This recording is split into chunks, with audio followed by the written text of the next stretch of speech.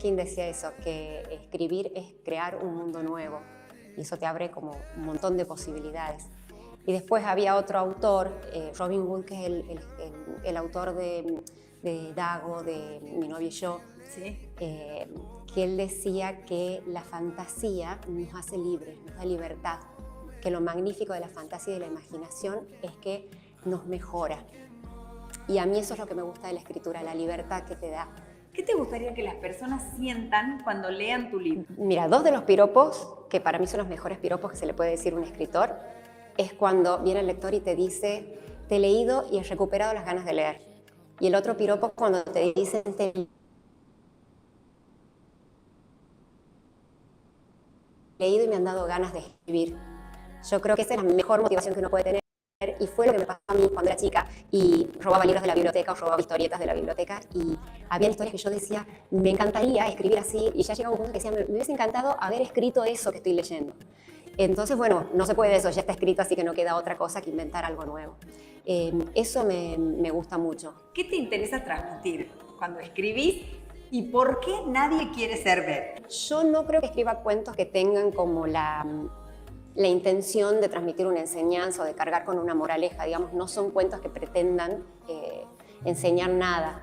Pero hay algo sí que me motiva mucho, que es cuando hay una emoción o hay un sentimiento o una imagen que uno quiere transmitir y esa imagen se va pulsando a través de toda la historia y el lector la capta y se apropia y empatiza con esa emoción o empatiza con ese personaje. Vos hablás mucho de la muerte, en todos tus cuentos está presente. Sí. Se me ocurre que por eso nadie quiere ser Beth.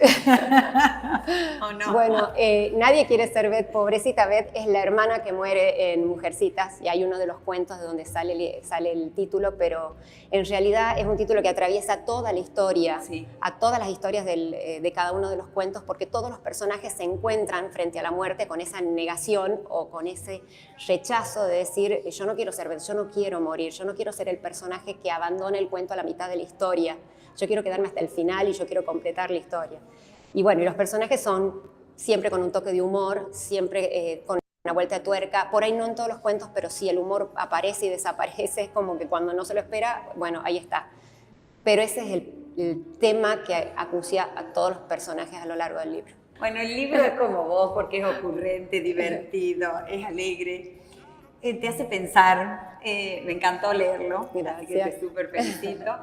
Y quería que vos me cuentes qué es para vos la muerte. Y yo no sé, yo creo que el tema de la muerte que me lleve a escribir tanto sobre eso, creo que es la incógnita, es la duda, es la curiosidad, me genera mucha curiosidad. ¿Qué hay del otro lado? ¿Qué pasa cuando se apaga la luz? ¿Hay otra luz que se prende del otro lado? ¿Cómo reaccionamos? ¿Por qué incluso siendo tan creyentes tenemos tanto rechazo?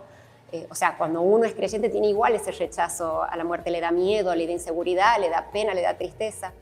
Me parece que es un tema muy apasionante y que da lugar a ese mundo de fantasías, de imaginación, imaginarse escenarios posibles y explotarlos.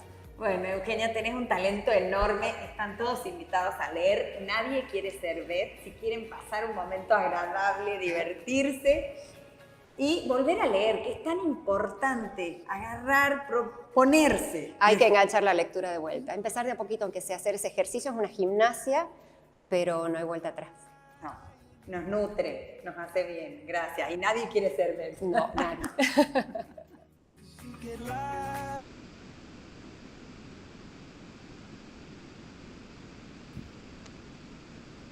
Buenas y santas, buenas tardes, ¿cómo están? Bienvenidos al séptimo encuentro de La Paradójica Belleza. Hace mucho tiempo que no veía tan mala entrevista. Quería comenzar con esto porque creo que todos debemos enfrentarnos primero a una retrospectiva. El primer día de este taller yo les estuve hablando mucho sobre lo que era la figuración del autor y la creación del mito de origen. Es decir, ¿vieron las preguntas que le hace la entrevistadora? ¿Por qué escribís? ¿Qué significa para vos la muerte? ¿Qué querés transmitir? ¿En qué te inspirás? Y menos mal que no le hizo la peor pregunta de todas, que es ¿qué consejo le darías a un futuro, etcétera? Parece una persona que no ha leído el libro. Si nosotros tomamos en cuenta que es un programa infomercial de publicidad que tenía el supermercado Bea en una de sus esquinas inferiores, no vamos a pretender que sea un análisis coyuntural de la obra literaria. Sin embargo, cuando nosotros tenemos programas nacionales como Los Siete Locos, que tampoco ahondan mucho en las obras, de hecho es una señora que ya debería retirarse, pero después estaba Otra Trama con Osvaldo Quiroga, también estaban otros programas de la televisión pública, como Felipe Piña, últimamente en las redes de streaming. Por lo general, por ejemplo, un gran escritor como Gonzalo Heredia prefiere seguir siendo actor y hacer las preguntas repetidas como esta entrevista, no importa el tamaño de la literatura y de la obra que tenga la autora o autora quien esté entrevistando, siempre le va a preguntar lo mismo, ¿no? Como esas entrevistas que yo dije de Caja Negra que comienzan diciendo ¿en qué momento te convertiste en vos?, ¿no? Entonces, es muy difícil para una autora, que este es un primer libro, el de Eugenia Campero, una autora tucumana. No sabemos a qué se dedica, estoy completamente seguro que la literatura va a formar parte de una alternativa bifurcada, pero nosotros hemos leído un cuento de 18, un libro de poco más de 100 páginas, y que tenga 18 cuentos, es bastante. Es bastante en cantidad, es bastante en la secuencia, es bastante según la idea que uno se haga de cómo se construye un índice, según los momentos álgidos, los momentos de hondonada, los momentos más contemplativos o los momentos más efectistas, porque hay cuentos de diversa raigambre. Pero es muy interesante tomar en cuenta que es un primer libro. Quería comenzar este último encuentro que vamos a tener de este taller, que surgió a partir de una propuesta que hicimos con la Biblioteca Provincial Victorino de la Plaza, a quien agradezco que también llegó la difusión para que todos ustedes se conecten, porque lo más importante es ver cuáles son esos otros ejemplos de cómo se está leyendo. Nosotros empezamos a leer y a atacar el detalle y la coyuntura. Es decir, ir a los detalles, como decía Sergio Gaiteri, la literatura existe en los detalles, pero también la coyuntura, es decir, analizamos incluso crítica y estéticamente y teóricamente para las personas que incluso mandaron algo y que escribieron algo, teóricamente también, cuáles eran los procedimientos escriturales y las búsquedas filosóficas que tenían cada uno de los autores que nosotros hemos visto, que fueron Francisco Vitar, Julieta Antonelli, Agustín Conde de Weck, Leticia Martínez, Daniel Medina, Miguel de la Caminá y hoy Eugenia Campero. Faltarían, para mi gusto, muchísimos más. Si este es un taller que está impulsado a través de la Biblioteca Provincial de Salta, ¿por qué no leímos 7 autores solamente de esta provincia? Podría ser lógico, podría ser una buena propuesta, nadie le va a parecer mal. Es el tipo de propuesta que siempre va a caer bien, ¿no? Porque estaríamos leyendo gente de nuestra provincia, gente de nuestra región, de nuestra localidad, pero el problema es el material.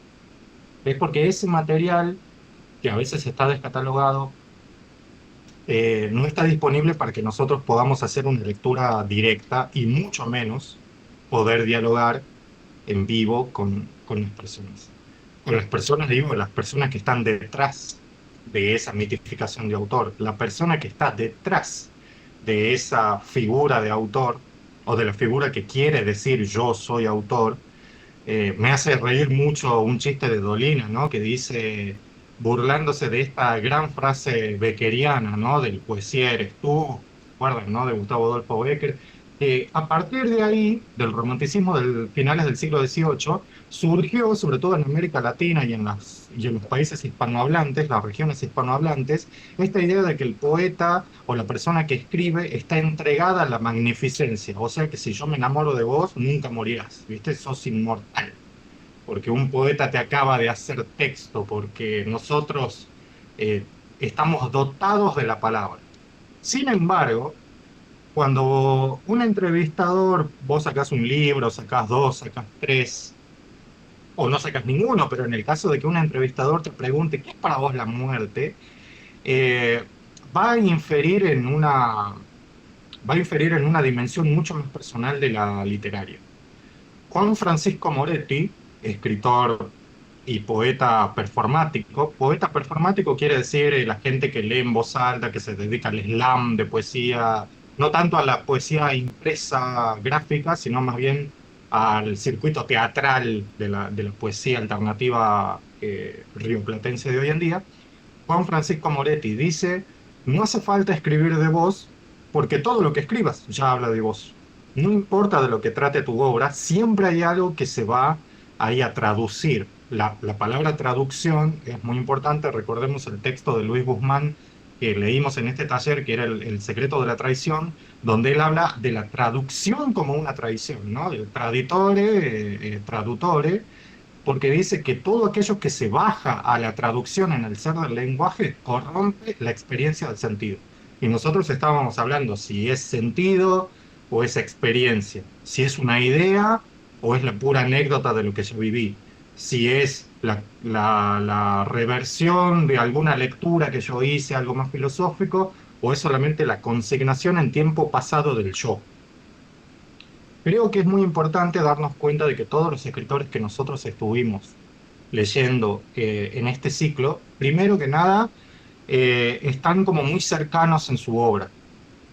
Eh, la mayoría no tienen más de 3 libros, ¿no? O sea, están como dentro de todo comenzando. Hemos leído autores que podríamos etiquetarlos como emergentes, teniendo en cuenta que emergente también es una etiqueta comercial de librería, así como está el policial, así como está género, así como está diario, que lo hemos visto también por ahí, muy por arriba, porque este no es un taller de diarios, pero si este fuera un taller de diarios, estoy seguro que también tendríamos la cantidad de gente que hay en este taller, porque es un género que está escribiendo muchísimo y al parecer la dictadura del yo, la dictadura de la primera persona, cala muy hondo en las primeras escrituras. Entonces es muy importante para personas que hayan traído algo a este taller, entender que esto que dijo Leticia Martínez, ¿no? La composición de una voz va mucho más allá de lo que se quiere transmitir.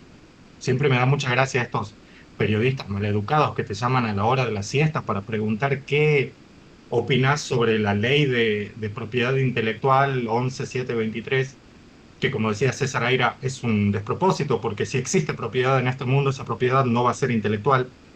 Y el cliché de las preguntas repetidas, ¿no? ¿Cuándo comenzaste a escribir? Es decir, el mito de origen. Tiene que haber un momento, una situación, si es traumática, mucho más lógico, y si es conmovedora en vez de traumática, mucho más políticamente correcto.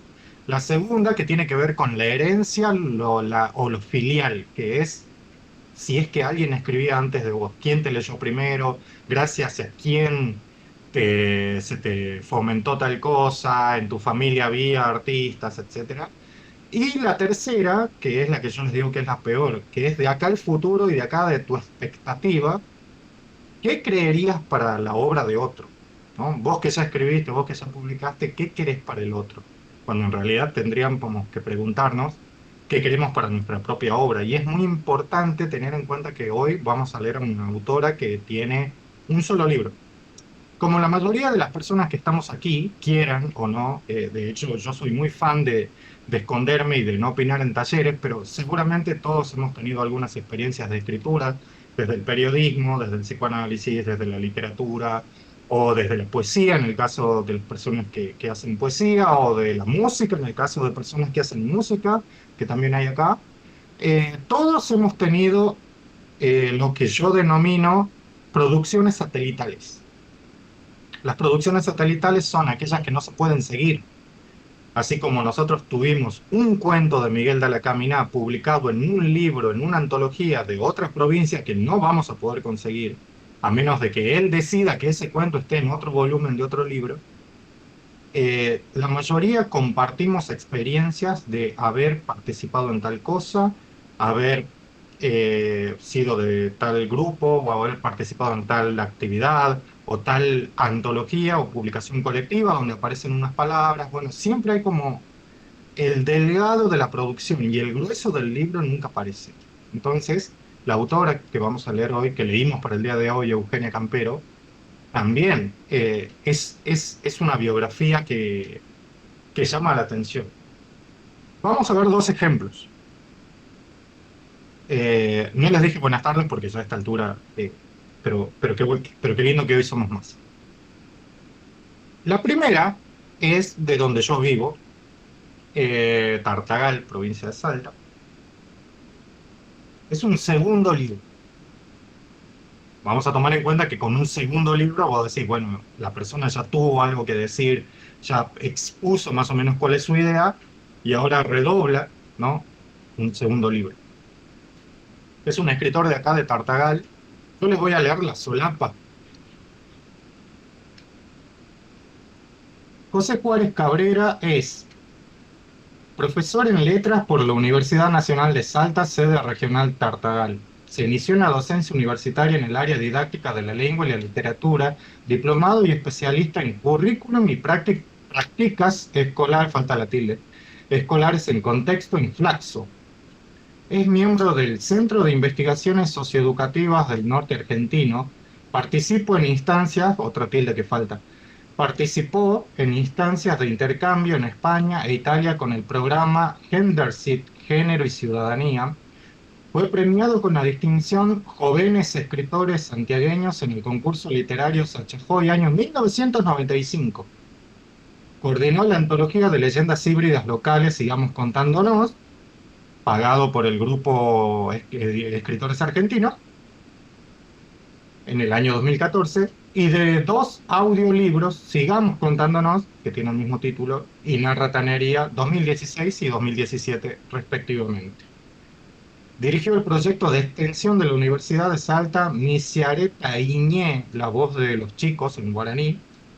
Se desempeña como profesor de lengua y literatura en instituciones del Ministerio de Educación de la provincia de Salta y en contexto de enseñanza popular para jóvenes y adultos de la misma dependencia, y recientemente se desempeña como profesor por extensión de funciones en la Cátedra de Literatura Infanto-Juvenil en el Profesorado de Letras de la sede regional Tartagal. No apareció el título del primer libro. O sea, no tenemos el título del primer libro que publicó, que es lo principal, en vez de todo este mamotreto que parece que es alguien que está buscando trabajo porque puso el currículum, ¿no? No es la biografía de un autor, de alguien que se dedica a la literatura, sino es una biografía profesional, académica, de otro ámbito. Pero a veces cuando no tenés nada para transmitir o para expresar, suceden estas preguntas, ¿no? No importa cuál es la búsqueda de obra, ni cuál ha sido el proceso creativo, ni cuáles han sido las incumbencias editoriales a la hora de publicar ese libro. Lo que importa es quién sos, cómo te definirías a vos misma, cuál fue tu primer momento, etcétera, ¿no? Todas esas. Segundo ejemplo. Miren, esta es de Tucumán. Esta no es de donde yo vivo, esta es de Tucumán. Es otra solapa. Valentín Cantón, Tucumán, 2005.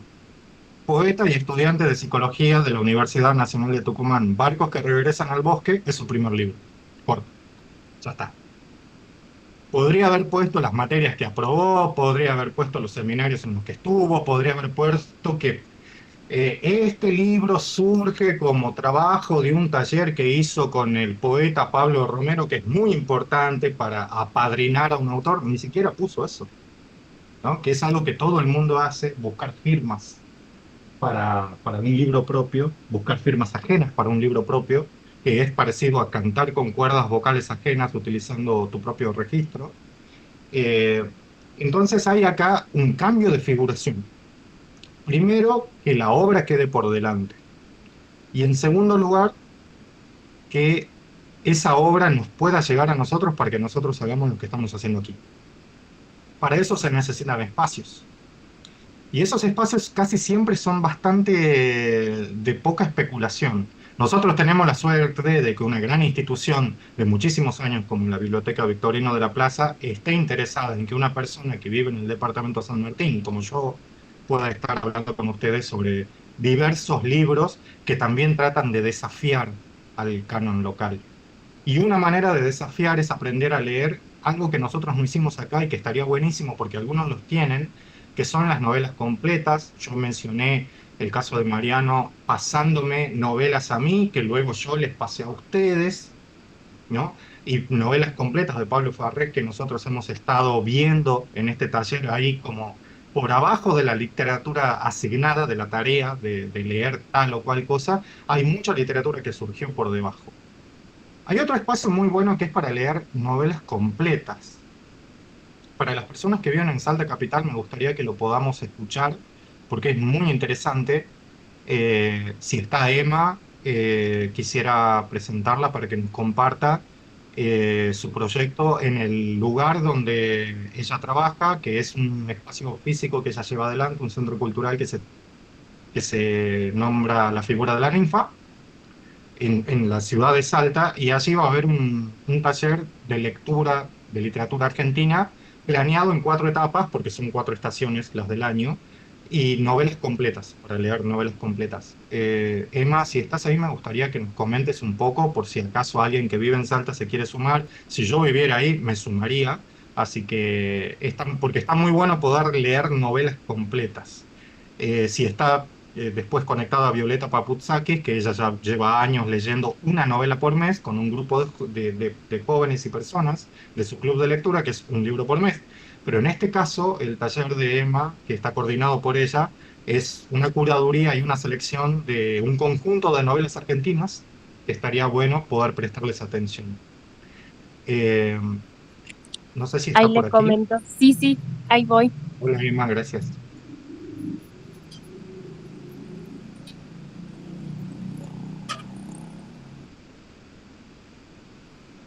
Buenas, ¿cómo están? ¿Se escucha ahí? Se escucha perfecto. Sí. Bueno, gracias, Mario. Sí, comento ahí, ya empezamos el taller. Este fue un taller que inició el año pasado. Eh, con lectura de cuentos, leíamos un cuento en cada encuentro en el espacio, en voz alta, y bueno, lo discutíamos. Eh, Siempre fue así, literatura argentina, y el año pasado fue un autor por mes. Entonces leíamos un cuento por encuentro de ese autor, terminaba el mes, seguíamos con otro autor. Y bueno, se armó un grupo muy lindo y este año decidimos seguir y ahora son novelas y están agrupadas por temáticas. Primero fue, está haciendo La Rabia, con El Juguete Rabioso y vamos a, ahora terminamos ese y empezamos con Rabia de Sergio Vicio. Después viene Montes del Norte con Eisecuaz de Sara Gallardo y No es un río de Selva Almada. Y también Viajes con Un día perfecto de Rodolfo Rabanal y Wasabi de Alan Paus. Y ahí terminaríamos el taller. Igualmente, viste, yo o sea, les digo eso, si quieren llevar algunas lecturas que se relacionen con la temática también se puede, y bueno, ya sucedió también de que hemos leído otros textos, así que está bueno, es presencial acá. Buenísimo. Está muy bueno el corte de las novelas, porque hay tanto novelas que nosotros podríamos decir que son contemporáneas y que las hemos mencionado bastante acá, como Rabia de Sergio Vicio, que es una obra para mi consideración elemental en la literatura después de los años 2000, pero Bien. después volviendo a un autor como Roberto Art, con El Juguete Rabioso, que también es la novela que trata sobre robar libros. Para retomar esta entrevista que le hicieron a Eugenia Campero, todos aquellos que se afanaron un libro son mis amigos, son mis hermanos, porque no hay nada más transgresivo que el acceso a la lectura. Es decir, el acceso a la cultura como un acto transgresivo. No hay nada peor que robar un libro de una escuela pública, que es lo que hace el protagonista, Con ¿no? su Del grupo de Juguete amigos. Rabioso. Sí, Sí, sí, muy bueno, muy bueno. Y esto es todo el año, ¿no, Emma? O sea, es un taller pensado a largo sí, plazo. sí, sí. Sí, a largo plazo, sí, sí. Hasta que terminemos las obras, ¿viste? O sea, de ahí se verá qué pasa. Bueno, muchísimas gracias por la info. Por favor, quienes estén en Salta y tengan la oportunidad de ir, acérquense. Eh, También hay otro tipo de espacios, que son espacios que yo ya mencioné aquí, que son grandes plataformas de práctica. La mayoría de la gente no los ve como plataforma de práctica porque tiene el condimento de la competencia. Y parece que cuando competimos queremos ganar. Y si vamos a perder, quiero saber con quién perdí y por qué. Y eso es algo que desde el anonimato no se puede. Y cualquier persona que se anime a tomar la palabra en la mano y por su propio nombre, sabe que va a estar condenada muchas veces a la invisibilidad, a la postergación y también al anonimato. Y a veces es muy útil gozar del anonimato. Por eso los concursos son una gran plataforma y un gran espacio de práctica para mandar concursos, para acomodar archivos, para dejarlos prolijos y también para poner en práctica de lectura, porque perder concursos y leer quién ganó te dice mucho sobre cuáles son los estamentos, necesidades y lineamientos políticos que puede tener un certamen o la institución de la que parte ese certamen. Tengamos en cuenta algo que es algo que me gustaría que recuerden para siempre. Un premio nunca enaltece tanto a quien lo recibe como a quien lo otorga. Entonces, a ningún concurso mandamos lo mismo y nos damos cuenta de cuáles son las piezas que podrían llegar a funcionar. En este momento, en Salta hay un- varios concursos que están en curso, valga la redundancia. Hay varios certámenes que están en curso que están disponibles. Uno de esos es de cuentos y quisiera saber si está Clara Pérez conectada para poder comentarnos acerca de un concurso de cuentos que parte de la filial Güemes, perdón, de la delegación Güemes de la filial Salta de la Sociedad Argentina de Escritores. Eh, no sé si está conectada porque sería Hola, que... hola, ¿se me Sí, escucha? perfecto. Sí, aquí estoy. Sí, bueno, la invitación parte de la SADE, o sea, Sociedad Argentina de Escritores, Delegación Güemes. Nosotros dependemos de la filial Salta de SADE. Mañana es el último plazo, digamos, para presentar. Hay categoría cuento y hay categoría poesía. Así que bueno, si a alguien le interesa, yo le puedo facilitar las bases. Perfecto. En las bases están publicadas también, si lo googlean lo van a encontrar, Sí, tanto de están en las la... condiciones específicas del documento como también esta idea de que termine hoy o termine mañana me encanta porque se han escrito muchas cosas muy buenas a través del timeline, ¿no? Y de ponerse una fecha lo suficientemente fija y coherente como para obligarse a escribir. Antes había un procesador de texto que hacía eso, que te ponía en la parte de arriba, te faltan tantos días y minutos para terminar tal cosa. Clara, quisiera que nos comentes un poco sobre la invitación a este concurso. ¿Cuál es el mayor beneficio, lo lindo de crear un concurso? Y también cuáles son las mayores dificultades. Realmente nosotros como delegación tenemos, bueno, en lineamiento con lo que es la SADE Nacional, es la promoción de la escritura, de la lectura, o sea, la promoción de los escritores, poetas. Así que regularmente es una de las actividades que venimos haciendo. El año pasado, por ejemplo, lanzamos un certamen que estaba destinado a alumnos de las instituciones educativas de todo el departamento Güemes en ese evento en particular, ¿no? Bueno, hubo muchísima participación y obviamente estaba dirigido a incentivar la lectura y la escritura en estudiantes. Bueno, este es abierto a todos los autores de habla hispana, así que mira, te cuento, Mario, hay casi 200 participantes hasta este momento y sé que, bueno, hasta mañana van a ser muchos más. Así que realmente es un trabajo, porque te digo que obviamente todos los días estoy yo como delegada, ¿no? De la SADE Güemes, descargando todos estos archivos que nos llegan y, bueno, viendo si cumplen con las especificaciones de las bases. Y bueno, estuve también buscando a los jurados. Yo te agradezco porque vos sos uno de los jurados en cuento, así que uno de los que va a tener un trabajo importante, ¿no? Pero bueno, como siempre es la promoción de la lectura. Ese es el objetivo principal.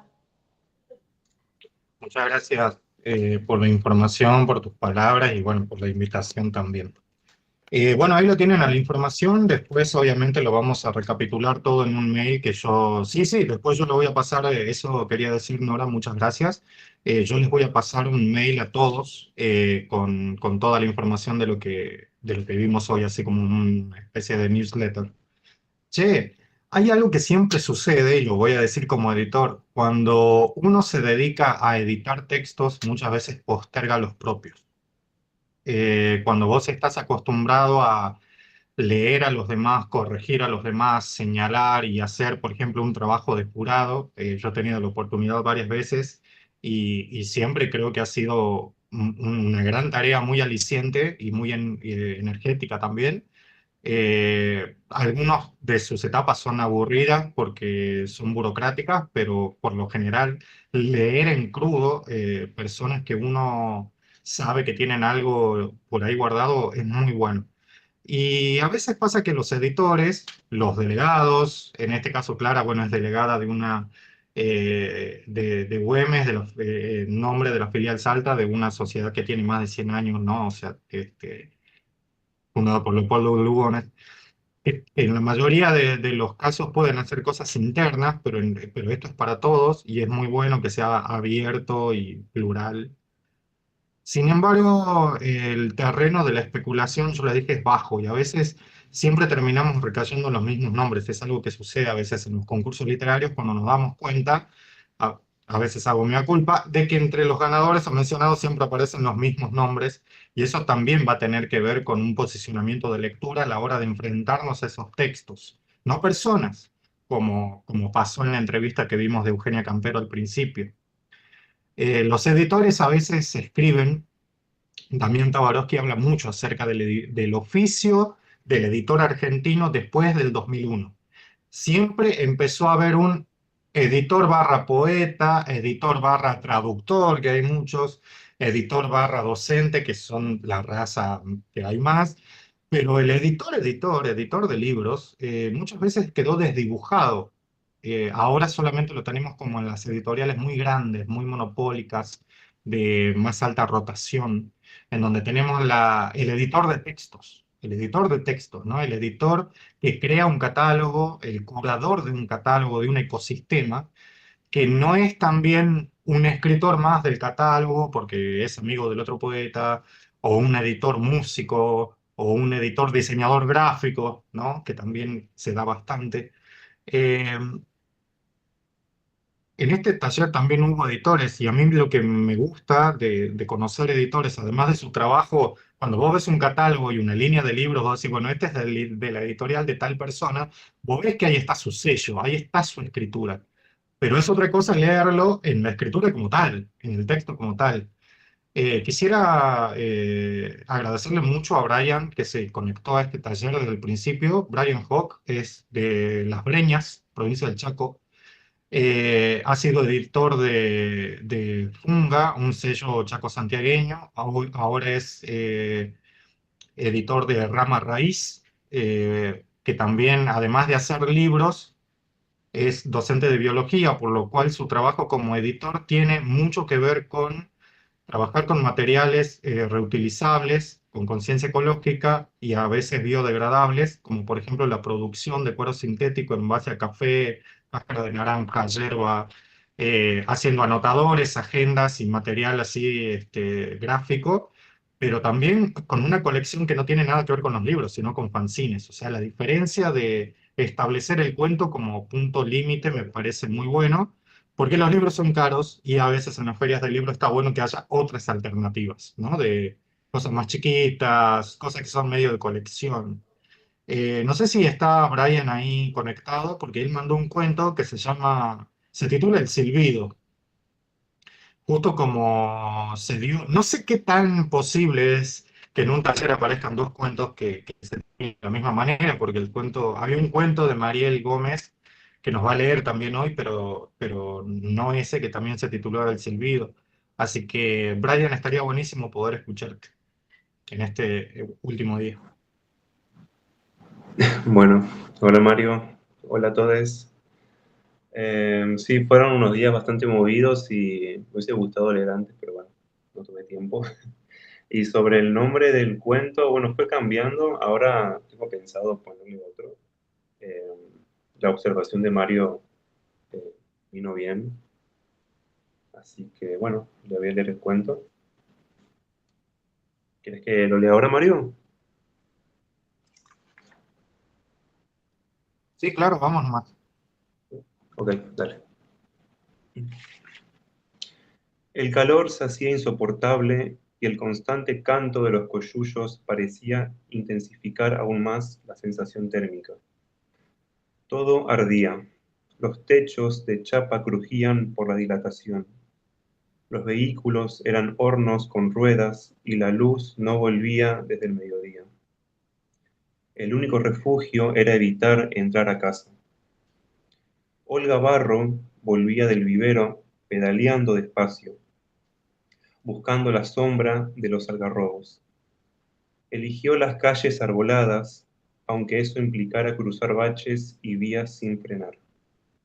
A una cuadra de su casa tuvo que reducir la marcha. La vereda del vecino estaba ocupada por un camión municipal y montones de escombros. Saludó con un gesto a los empleados que cargaban cascotes y esquivó la 4x4 estacionada, reluciente, como todos los días. En los pueblos no hay tales barrios privados. El que tiene plata vive en tu misma cuadra, con una casa lujosa, por supuesto, pero en barrios comunes, donde el docente retirado que se convirtió en político podría ser vecino de cualquiera. La casa del intendente ya no parecía la misma de antes. Donde había habido una construcción baja y gris, ahora se levantaba una fachada clara con dicróicas, rejas nuevas y una cochera enorme. Olga siguió sin mirar demasiado.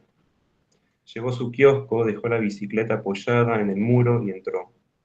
Pasó por la góndola de golosinas derretidas, entró a la cocina, besó a su hijo en la frente, saludó a su esposo y fue directo al baño para terminar la jornada, con una ducha que, como todo en ese día, salió caliente. A la tardecita, los vecinos sacaron las sillas, sillones, cajas, tachos o lo que fuera necesario para descansar en la vereda. El aire era denso, tanto calor quitaba las ganas de conversar. Hasta el canto de los coyullos que condimentaba la tarde empezó a diluirse de a poco. Pero llegó el viento desde el sur, tímido al principio, y después ganó fuerza. Levantó tierra, movió ramas. Con él empezaron los estornudos de alergias, la picazón de cesárea, la piel de gallina. Luego de los síntomas se hizo presente la lluvia, gruesa, pesada. Duró poco, apenas unos minutos, pero bastó para refrescar el suelo y los techos calientes. Algunos chicos salieron a mojarse. Olga levantó a su hijo en brazos y lo dejó jugar en un charco. Desde la vereda del intendente, la 4x4 fue guardada rápidamente en el garaje.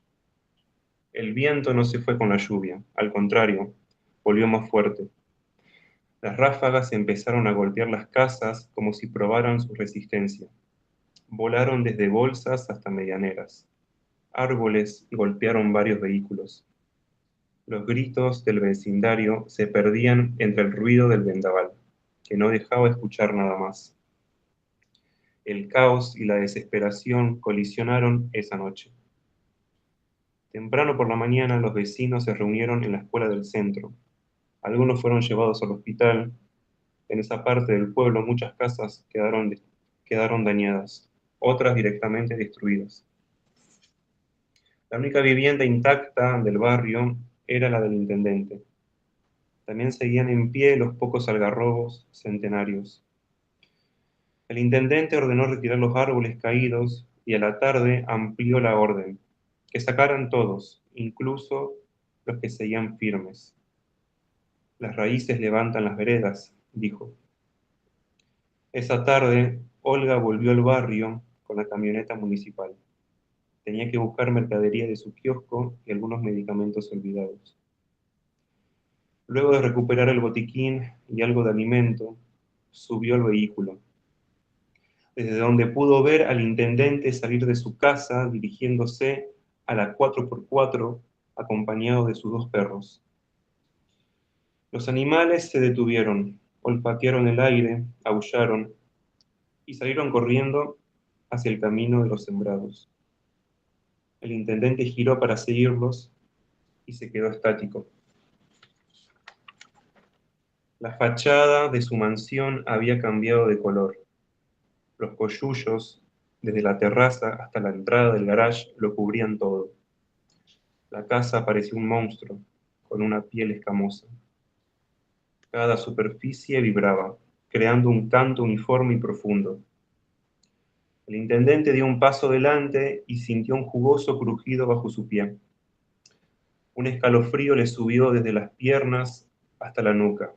Sintió calor en las orejas. Se llevó una mano y la retiró manchada de sangre. El canto insectil se volvió un grito agudo, metálico. El cuerpo del intendente se entregó a la gravedad e hincó sus rodillas al suelo, quedando en una posición de súplica. Olga abrió el botiquín y merendó al Plax. Fin. Muchas gracias, Brian. Quería rescatar algo que dije la vez pasada sobre esta significación que hiciste de una casa eh, cubierta de criaturas, no le quiero decir insectos, pero me retrotraía a una imagen de, de ciertas texturas que hay en el cuento, que se lo mencionan muchas veces a la parte viva. Me hizo acordar, es imposible a veces no sentirse identificado. Acá también hay una cuestión con los árboles mandados a cortar, ¿no? Este, es algo que uno tal vez esperaría leer en un cuento que viene de vos, la cuestión de que tiene que haber una cuestión orgánica o natural, pero no desde el paisajismo bucólico, sino desde como un elemento vivo, orgánico. Voy a citar al poeta que mencioné hace rato, Valentín Cantón, dice que un árbol siempre crece donde no es debido, donde no se lo espera, ¿no? Entonces, por eso molesta tanto la raíz. Y esta casa cubierta de coyullos, ¿de dónde salió la imagen, digamos, que es tan poderosa? En realidad, eh, vino desde las fachadas, tipo desde el lifting que están recibiendo todas las casas últimamente, como que las modernizan y todas las casas son iguales, igual que las actrices o actores de Hollywood que tienen toda la misma cara. Es como que todas tienen micróica, todas son el mismo color. eh, y, y nada, la verdad que un poco me llamaba la atención cómo eh, se perdió esa individualidad o esa cosa particular que tenían las casas antes de, qué sé yo, tenían su personalidad. Y pensaba que sería bueno que tuvieran algo distinto. Y pensé, no sé por qué, de dónde me vino la idea de que una casa llena de bichos. Puede ser porque habré cruzado alguna casa de estas con las dicróicas, con estas lucecitas minimalistas, Sí. que por más de que vos intentes modernizar tu casa, no podés contra los bichos, las ranas, por más de que quieras una casa séptica, se te va a meter Sí, un parecen bicho. clínicas, ¿no? Es como que Sí, están esa cosa como algo de hospital, claro, como algo como es un, sí, ascéticos. aséptico, sí. Entonces dije, como que hace falta que algo la ensucie o que le dé un poco de, no sé, del contexto en donde está. Y me imagino una casa cubierta de bichos y, y bueno, me generó una sensación de incomodidad, de escalofríos, imaginarme una casa repleta de insectos, tipo cubierta. Y bueno, de ahí surgió. Y básicamente sí, como vos mencionabas al principio eh, no me acuerdo bien cómo era, pero básicamente no hace falta escribir sobre uno mismo para que el cuento, la poesía o lo que sea tenga algo de la persona que lo escribe. A mí me pasa Ah, esto, a mí me pasa que me molesta, me molestan este tipo de personajes que hay en los pueblos, eh, y es lo que la mayoría de las personas buscan, tipo la aspiración, ser este tipo de personas. Así que bueno, es como una especie de descargo, canalizo, qué sé yo, esta bronca o incomodidad a través del cuento. sé que también escribís poesía, pero quería saber si este cuento es uno de pocos o uno de muchos, porque también en este taller se vio que por alguna razón la mayoría, no digo que sean todos poetas, pero la mayoría estaba también con una relación con la poesía más cercana y creo que tal vez eso habla mucho, ¿no? De la necesidad de más talleres de narrativa también. Por eso mencionar el ciclo de lectura de Emma que era sobre novelas completas. ¿Cómo te llevas en medida? No voy a hacer un balance, ¿no? Pero no sé si es por lo menos en narrativa, sí es lo primero que leí de vos. Sí, es la primera vez que presento un cuento. Yo tengo varios cuentos escritos, pero eh, que le faltan, creo yo, un cierre. Y creo que esto era lo mejorcito que tenía, así que, bueno, lo mandé. Y como confío en vos y en tu ojo crítico, eh, nada, lo mandé ahí. Tengo más poesía que cuentos y me gusta moverme en esos dos mundos. Me gusta a veces cuando se mezcla y cuando uno lee un poema que no sabe si es cuento o lo que sea, tipo, me gusta ese maridaje, esas cosas que encuentro ahí. Así, sí, tengo más poesía, sí. Y también empecé a escribir poesía un poco al estilo ese bucólico, contemplativo, y ahora también me estoy alejando un poco de eso, me gusta más apreciar la naturaleza desde su fealdad y desde su cosa extraña, queer, así que nada, estoy yendo por ese lado ahora. Ah, mirá, me hizo acordar un documental en donde creo que lo entrevistan a Werner Herzog, un cineasta, que habla sobre la naturaleza como un lugar orgiástico y muy salvaje, viste, que no tiene nada de pacífico ni de natural bonito. Muchas gracias, Brian, por el tiempo que nos diste, por leer tu cuento. Está genial. No voy a decir que de terror, pero parece de terror. Mariel Gómez falta. También se había sumado Agustina y Andrea, que habían mandado textos, que bueno, yo ya los vi. Y como el ciclo sigue, después sé que hoy oficialmente terminan los 7 encuentros, pero en realidad espero que tengan tiempo para conectarse la semana que viene, así seguimos. Qué bueno que pudiste solucionar el tema de técnico, así que bueno, me gustaría que leas tu texto, que era el último de varios. O sea, como yo puse hasta 8 páginas, los textos de Mariel son más breves, entonces eran 3 o 4, creo. El más logrado y también el más, no más logrado determinado, porque igual creo que se trabajó bastante en este texto, pero en el sentido de adherir cosas, no solamente podar, sino también añadir. Y bueno, personalmente fue el que más me gustó, pero bueno, quería que nos comentes este, qué tal ahora la versión final y bueno, poder escucharte. Bueno, hola a todos. Sí, estaba ahí un poco nervioso porque estaba con problemas en la compu, en el celu, bueno. Sí, mandé una serie de textos y es la primera vez, bueno, que como te había comentado, que tomo taller literario, de narrativa sobre todo, y nunca escribí narrativa, en realidad siempre poesía. Entonces, fui agregando cosas, lo fuimos trabajando y bueno, no sé si estará terminado, pero creo que está bien logrado. Bueno, se llama El Juego, ¿sí? Está dividido en capítulos. El primero, capítulo 1. Toda esta historia comenzó con una partida de dados. En la primera lanzada, un 13. En la segunda, un par de 6. Hay mucho silencio en la mesa y mucho para perder. Ahí está él, alto, delgado, con 2 tatuajes nuevos, uno en cada brazo. Una tribu maorí. Después del divorcio, cree encontrar la libertad allí, sol, playa y mar. Lo único que le da la sensación de escapar a lo rutinario de su trabajo y al pueblo que lo tiene prisionero. Para él es el infierno, por el calor y por la gente.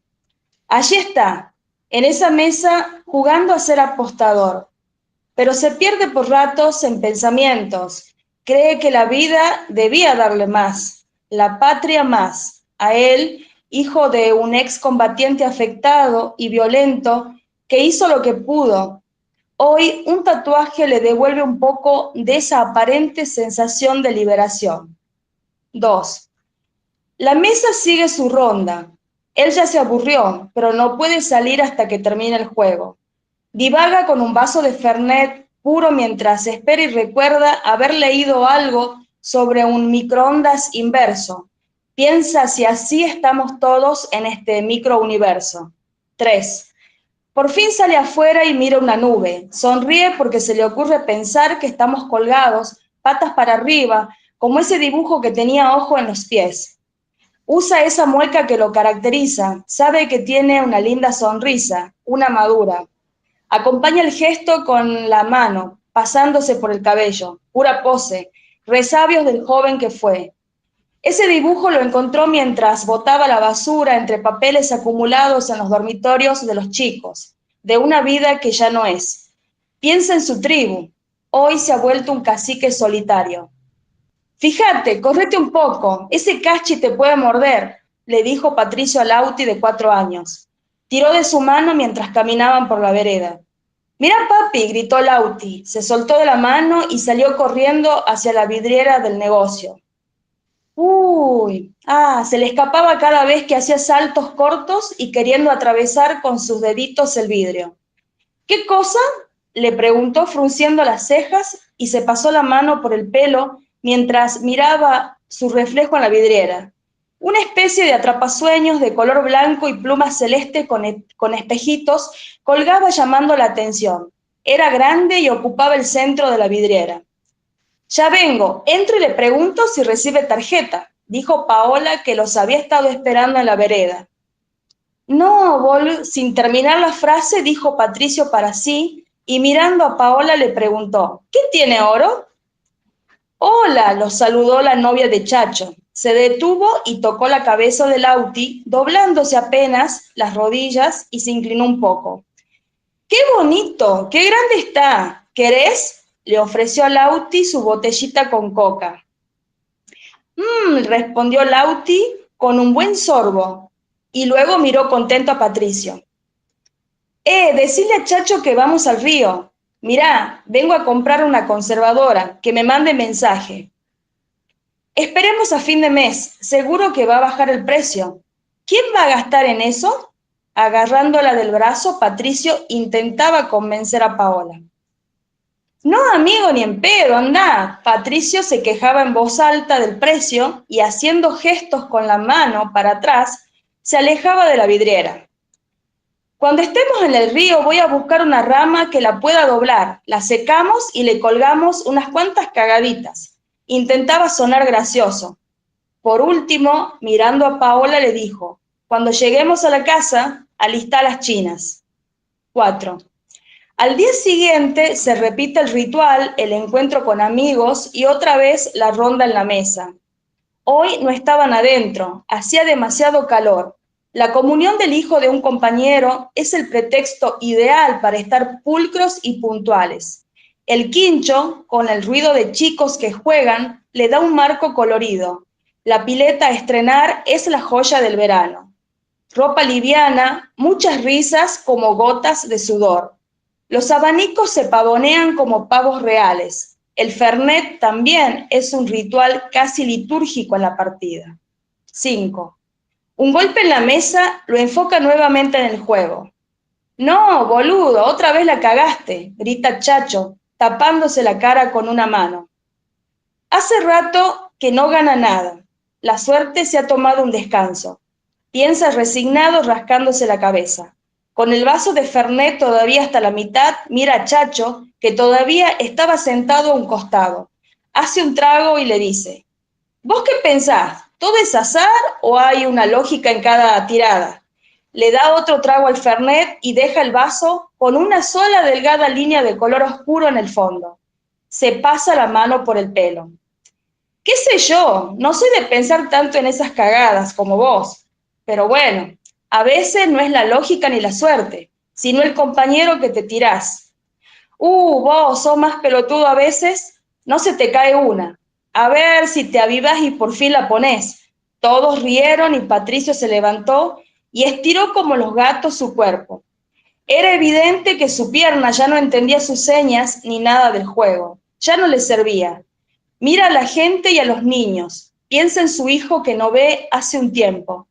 No se arrepiente de aquel arrebato de ira cuando mandó a la mierda a su abogado, porque no lo defendió como debía. Aunque claro, ¿cómo desharía el pobre el lío que él mismo había armado? También había mandado a la mierda a la jueza y pegado un portazo en la fiscalía. Pensó que si el psicólogo al que lo habían mandado lo jodía mucho, también lo mandaría a la mierda. Estaba convencido de dos cosas: no era violento y no estaba loco. 6. Cuestión de género, dijo y rió ácidamente de nuevo. Había tomado por costumbre jugar al quini y la tómbola. Empezó cuando murió su padre. Lo repetía semana a semana como un ritual. Los mismos números en las mismas agencias del pueblo. No sabía por qué lo hacía, pero sentía que a través del juego podía tener mejor relación con él, ahora que estaba muerto. Después siguió con los partidos de la Champions League en el celular, apostando los domingos desde 10.000 pesos hasta 60, como un límite. Tenía esperanzas. En todo juego hay momentos, no hay lugar para los desertores ni para la flojera. El miedo es sinónimo de cobardía, disfrazada de apuro o desinterés. Estos pensamientos trotaban parejo con los latidos de las pulsaciones. Se sentía ansioso por la nueva partida. La ronda se volvió divertida por un rato. Pato, ¿qué pierna te has tirado?, dijo Matías mientras elegía un nuevo tema de la playlist del celular. ¿Ha quedado así después de la gorreada? ¿O ya antes era nomás medio choto? Juega como puto escondido, dijo Pato tratando de no hablar tan fuerte, aunque se acordó un poco tarde que era un festejo de comunión, porque su voz llegó hasta la pileta, lo que hizo que varias amigas de la dueña de casa se dieran vuelta. Algo raro hay, ¿no?, intervino Chacho tratando de suavizar la broma. Le sale bien, ¿no? Vos fíjate, medio gira es. La semana pasada andaba en la cancha con el grupo de Ezequiel, el de los boli, dijo Mauro, el dueño de casa, y le dio un codazo a Pato. Los otros dos asintieron con la cabeza, riendo entre dientes. La cuestión es que no anda comiendo normal. ¡Ay, chicos, apuren!, dijo Chacho cambiando la voz y haciendo un pequeño grito. Pato, sin poder detener la oleada, siguieron 4 o 5 cursilerías más en voz alta, y como todos conocían sus locuras, le siguieron el juego. 7. Pero es que Pato estaba en otro lado. Recordaba que temprano aquella tarde, cuando se preparaba para ir al quincho, se contempló en el espejo. Encontró entradas más pronunciadas que la semana anterior, unas cuantas canas que en vano intentó disimular con un nuevo corte de pelo. Estaba convencido de que la vejez llega cada día y no de golpe, como todos dicen, y él quería descubrirla en algún lugar. Hoy le tocó a su rostro. Otras veces observaba si en sus brazos había flacidez o si tenía panza. Era delgado, pero no bajaba la guardia. Nada, no había nada que refutara sus pensamientos. Siempre buscaba en Google o en TikTok gente que se comparara de una semana a otra, o incluso entre días, el paso del tiempo. Era casi un experto en los tratamientos nuevos que salían para la calvicie. Pensó en Dorian Gray y en un video que vio. De pronto se acordó, que hacía una semana que debía el libro del Instituto de Inglés de su hija.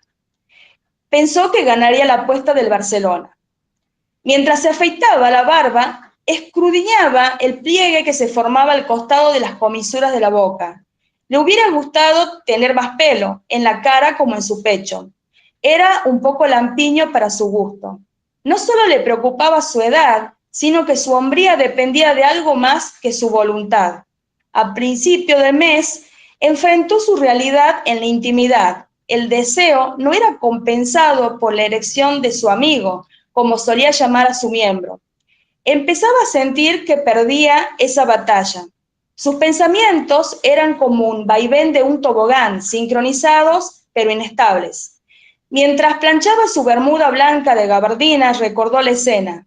Tendido boca arriba en la cama, sin remera en un cuarto del telo, inspeccionaba el techo mientras escuchaba el agua correr en el lavatorio del baño. «Es la primera vez que vengo», dijo Marita sentada a su lado.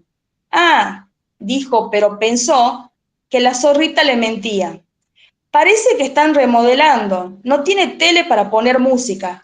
Cuando fui a uno en Salta tenía una tina grande, luces y agua caliente. Mirá que hasta las 5 pagué». Hizo una mueca, se acomodó el cabello. «Me gustan tus tatuajes», le dijo Marita mientras acariciaba sus brazos. Luego lo besó y terminó de sacarle la ropa. «¿Este es el boxer nuevo que te compraste?». Entre risas, se acomodó sobre él. «¿Te gusta que te bese así?», le preguntó Patricio, y después la hizo girar. Ahora desde arriba dominaba la escena. Siguió besándola, luego bajó. «Ahora déjame a mí», dijo ella, agitada, y empezó a tocarlo encima del boxer. Luego metió su mano. Estuvo unos minutos así, y como vio que su bulto no crecía, se detuvo. «Dame unos minutos, ya vengo», dijo Patricio y se fue al baño. Bajó su boxer y vio su carne muerta, flácida, sin rastros de humedad. La muy zorra no la paró, pensó, y se miró frustrado. Pero su hombría estaba en juego, ya lo había desafiado, y se sentía ofendido. Mensaje. «Hace meses que nos escribimos y vos nada. No me hagas perder el tiempo. Parece que te gustan las negras de por ahí. De última, buscate una boli. Mala traza, con camioneta y listo. Decime, ¿cuándo vas a venir? ¿Cuándo nos vamos a ver?» Mensaje. «Paciencia, vamos despacio. Cada fruta madura a su tiempo». Él le respondió ocurrente. «El próximo fin de voy. Tengo descanso. Mándame una foto». Mensaje. «¿Qué foto ni qué foto? ¿Me querés ver? Vení. Claro, para vos es fácil, sin salir de tu casa, con un vaso de Fernet, mirando la tele, así cualquiera. Que quede claro, yo no voy a tener una relación con el celular». Mensaje. «Yo te dije que voy, espérame, no seas desconfiada. Este está medio usado y con 0 de actividad sexual. Es en serio, estoy solo. Ya te dije que se me complica con el trabajo, a veces por la rotación y el cansancio». Marita había insistido y estaba interesada en él, algo que al parecer a Patricio lo entusiasmó un poco. Tenía orgullo, así que regresó del baño, la agarró, la acomodó y sin decir palabras introdujo su miembro.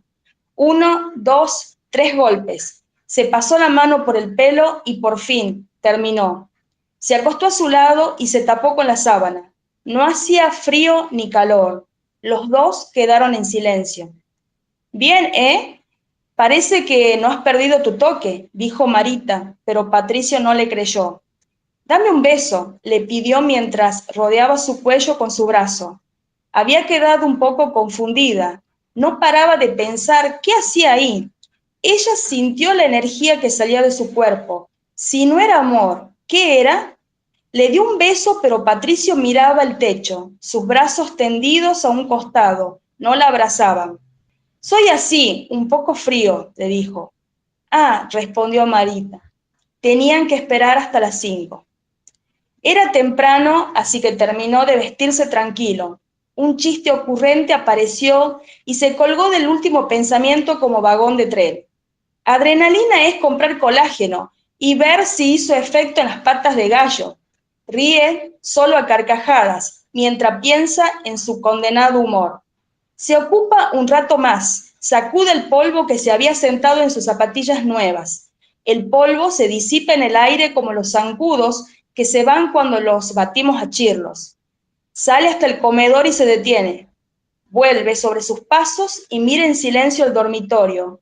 Con respiración pausada se acerca al espejo, lo necesario entre sus ojos y los del otro que lo mira.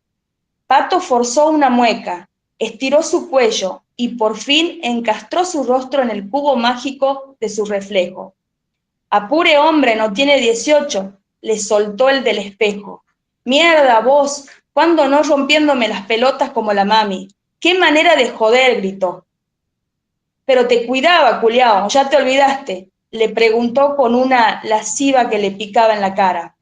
No, boludo, pero tenía que quedarse más, si no fuera por el otro inservible. ¡Qué hijo de puta! ¡Qué rabia! Con rabia lo digo. Vos sabés que fue un hijo de puta, la que nos hizo pasar. Al final creo que la amargura se la llevó. Tenía que quedarse más, dijo secamente. Mierda, apurate que jodés tanto. No está la Paola acá para que te ande ladrando. No, la muy perrita seguro ya anda alzada con otro, dijo, y la ira le salió por los ojos. ¿Sabés que la hija de puta no se cansaba de coger? Dijo con los ojos abiertos, fijos en el reflejo. Me tenía que ir al laburo así, muerto de sueño, pero a la arrastrada no hay pingo que le venga bien. Movió la cabeza y soltó una risita amarga. Yo estaba en el trabajo de madrugada y ella estaba ahí, conectada. Una calentura me agarraba. ¿Por qué no decís cómo son las cosas? Es una recha, una puta. Le diste todo, la dejaste por puta, sentenció el reflejo. Patricio había aprovechado una fiesta familiar para dejar la casa. Días atrás habían tenido un par de zamarreos. Pero no se va a salvar. La voy a perseguir donde sea que se esconda, sentenció. Vamos, apure, no sea pajero y responda a los mensajes. Cerró el reflejo, manoteando el celular. 8. Llega a casa y abre la puerta. Lo invade el aroma del hornillo. Una vela cítrica hace spray ahuyentando las malas ondas. Se tira en el sofá y se tapa un rato los ojos. Quiere calmar el calor agobiante de afuera. Antes eran 4, luego 3. Ahora soy 1, piensa. Con las manos tapándole la cara, lo invaden muchos puntos luminosos como un infinito que se expande. Afuera sigue la Matrix, y él solo mira las fotos de su tribu, ahora en la lente de su mente. Fin. Muchas gracias, María. Creo que la condición de los diálogos, que creo que fue uno de los aspectos que más se vieron al final, durante, en un comienzo que no tenía casi ninguno, al final la mayoría de las inserciones, que eso era la complejidad de poder escribir una historia que tuviera distintos momentos temporales, pero sobre todo con diálogo, es lo bueno que surgió de poder recomendar una de las coincidencias que mencionó Emma hace rato, que es esta novela de Sergio Vicio, Rabia. En este caso está publicada por Interzona, pero creo que tiene otra versión también. Hay algo muy necesario de tomar en cuenta de las historias familiares o las historias de destrucciones familiares. Cuando vimos la primera semana que era de este libro, que Acá había un río, de Francisco Vitar, el cuento que estaba narrado completamente desde la perspectiva del hijo, ¿no? O sea, el hijo que trata de recuperar a su perro, en realidad no lo trata de recuperar, lo pierde, porque toda pérdida es en sí misma la despedida. Y cuando nos enfrentamos a la perspectiva del niño, del cuento, en este caso el cuento de Mariel lo tiene desde el punto de vista del padre. Se llama El Juego, que es un título que apareció ahora, no lo tenía, también era un texto sin título. Así que muchas gracias por tanto Brian como Mariel. Mientras iban leyendo, yo iba siguiendo el texto hasta el momento en que yo lo tenía, cosa de que en voz alta también pudiéramos ver cuáles fueron los cambios que hicieron. Muchas gracias por el tiempo que se tomaron. Gracias. Les voy a mostrar una foto que es muy bonita, muy impresionante. Eh, Obviamente que hay muchas en internet, pero yo solamente he escogido que creo que de alguna manera resumen una parte muy importante del cuento que leímos por hoy.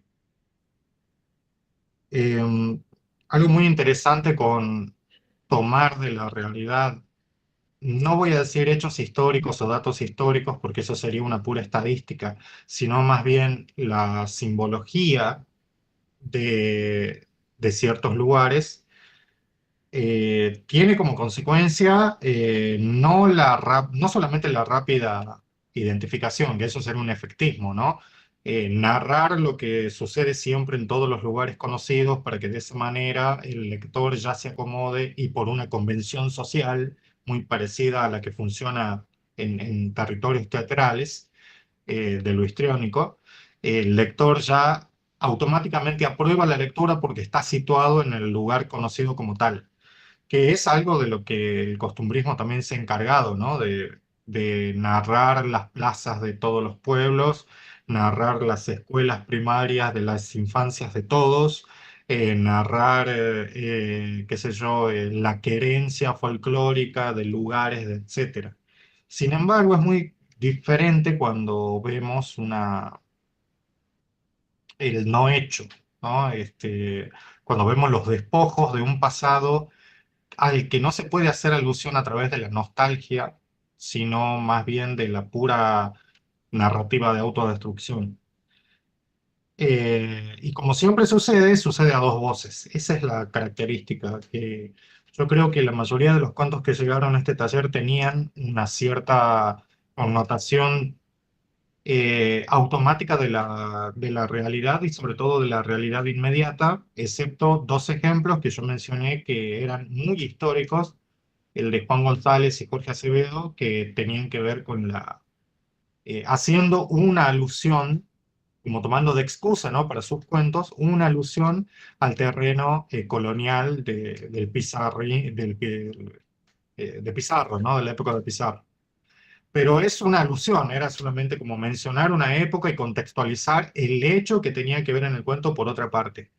Aquí en el cuento del quinto piso, eh, creo que se juega con otro tipo de coyuntura de lo histórico. No es agarrar un lugar famoso y explicar cuál es la etimología de su nomenclatura o por qué el santo patrono de etcétera es el santo patrono de etcétera, sino más bien tomar un único objeto, que le vamos a llamar el elemento de extrañeza, así como a veces es sobrenatural y a veces puede ser un elemento de extrañeza como un puro giro lingüístico. En este caso es algo que no le vamos a decir brutalismo porque no pertenece a esa escuela arquitectónica, de arquitectura, pero sí un elemento que no es del absurdo, de lo bizarro, sino más bien de lo portentoso.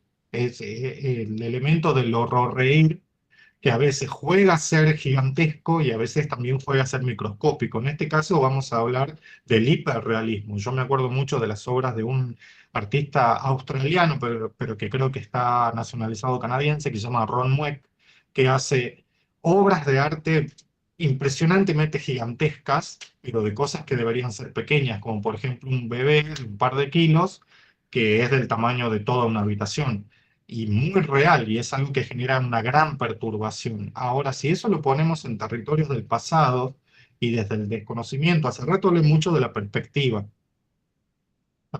del adulto, la perspectiva del puber, que creo que vimos en el cuento de Francisco Vitar, retrocediendo un poco, ¿no? A lo que era el encuentro, el primero que tuvimos hace 7 siglos. Eh, Creo que nos conformaba la idea de camarografía. Si a esa camarografía le damos dos ángulos al mismo tiempo, por eso algunos párrafos están en bastardilla y otros están en regular, pero no nos olvidemos de una cosa, el estilo indirecto libre que yo expliqué en el cuento de Francisco Vitar incluía ciertos espacios diacríticos. En el cuento de Eugenia Campero, que es este libro que está acá, es un solo, ustedes han visto que así tal como yo se los mandé, no tiene espacios. O sea, es un solo bloque de texto. Hay, por supuesto que hay puntos y aparte, que son estas diferencias, pero no hay asteriscos, no hay tornillos, no hay espacios. O sea, y tal vez incluso menos que ese tiempo, el cambio de ángulo con el cual se narra la misma vicisitud. No es otra voz, es la misma voz, porque es el mismo personaje. A veces está en primera persona, a veces está en tercera, pero es el mismo personaje, o sea, la vivencia no avanza sobre otra. Las letras en cursiva, para ponerlo en no cristiano, las letras en cursiva no es que sepan algo que la letra que no está en cursiva no sabe todavía, no es un policial, sino una cuestión escenográfica de lo que habíamos mencionado como el estilo indirecto libre de una deriva mental pero que al principio está en el hoy, que esa es la explicación más fácil, ¿no? Que sea en tiempos temporales distintos, porque no es el relato enmarcado del cuento dentro del cuento.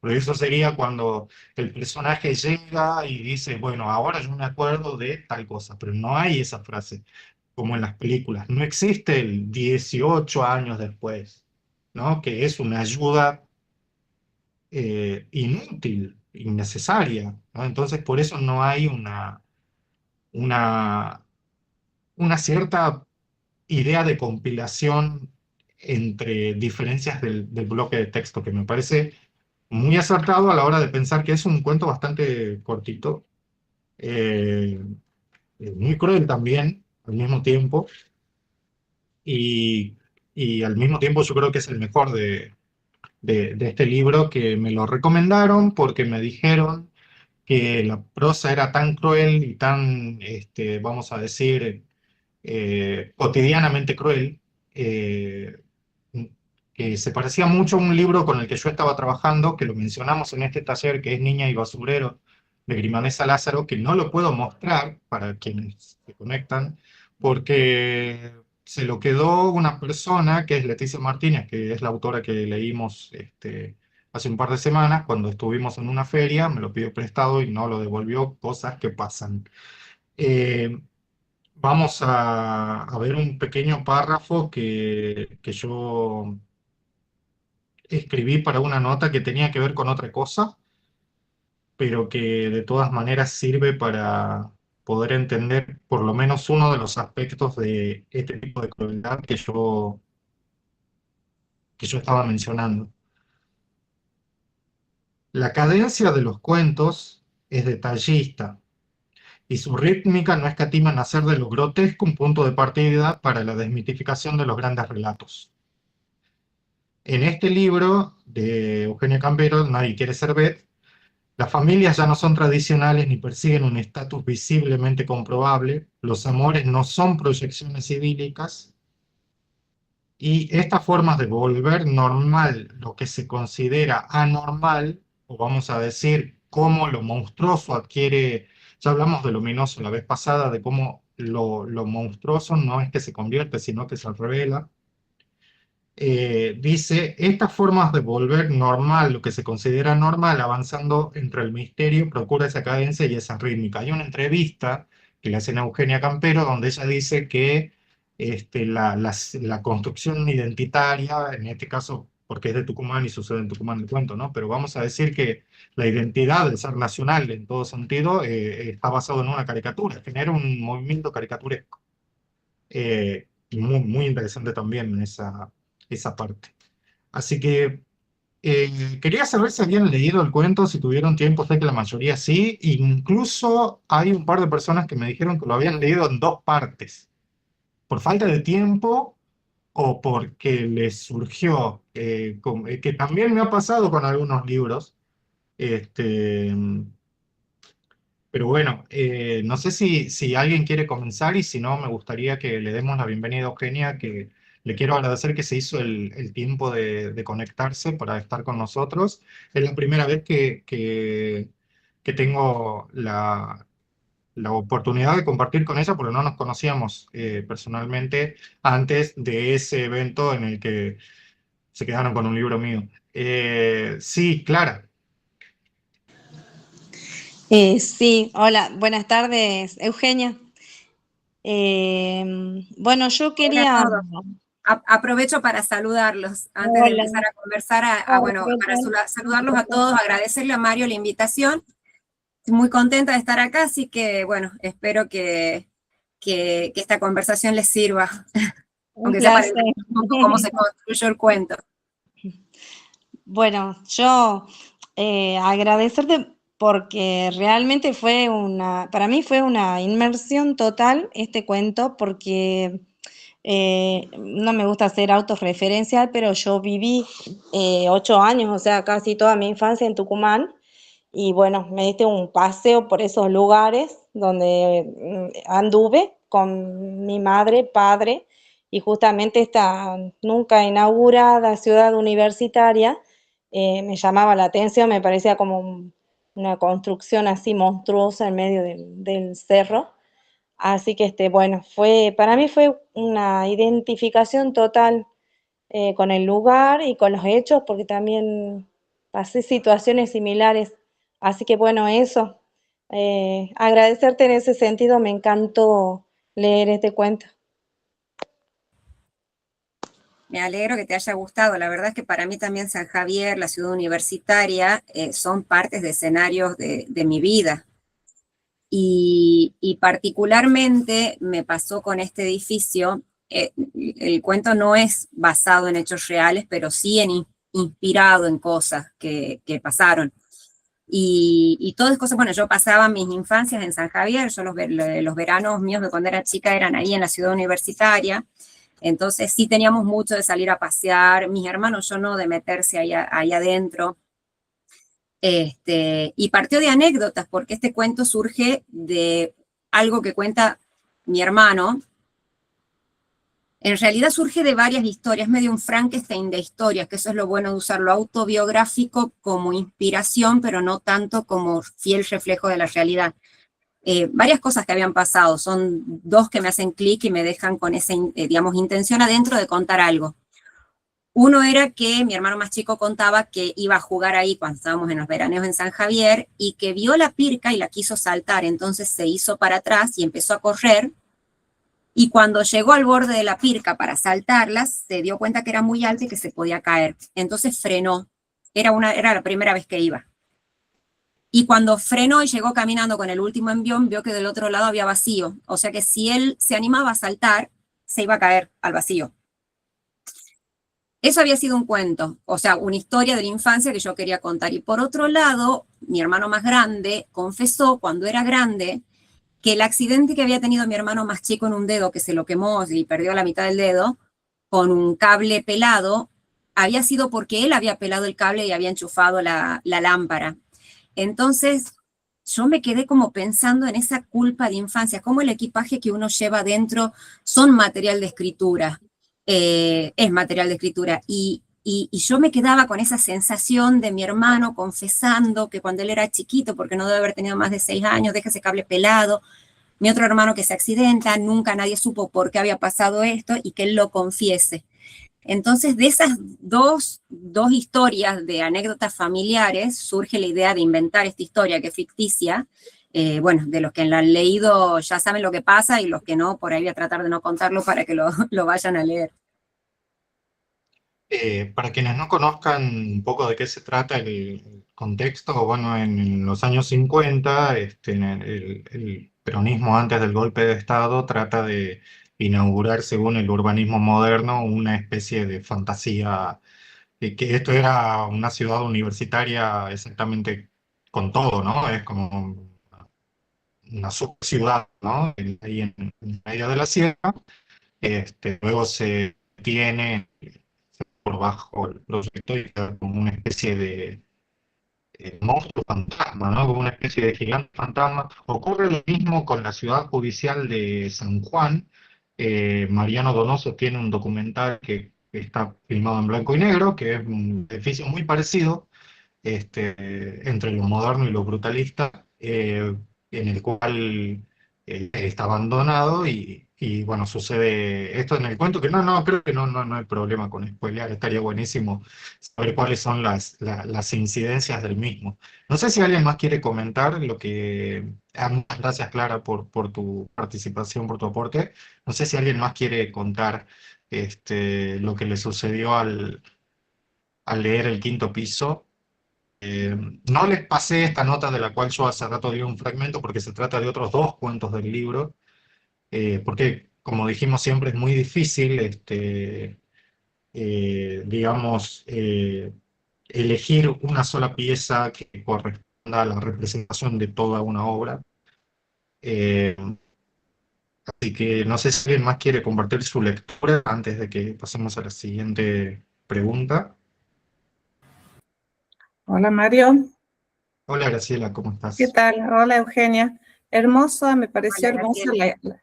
la historia, muy intensa, las dos voces, que es la misma voz, es el mismo personaje, pero realmente va creciendo en la tensión y pensaba en ese niño, ¿no? Al que le habían pasado esas cosas, que era quizás el mentir, era la forma de soportar la situación y de poder darle o sea, creo yo que no era posible decir otra cosa, ¿no? Al pensarlo al personaje, un poco es un niño que lo supera todo lo que sucede. Me pareció hermosa la historia y me gustó eso de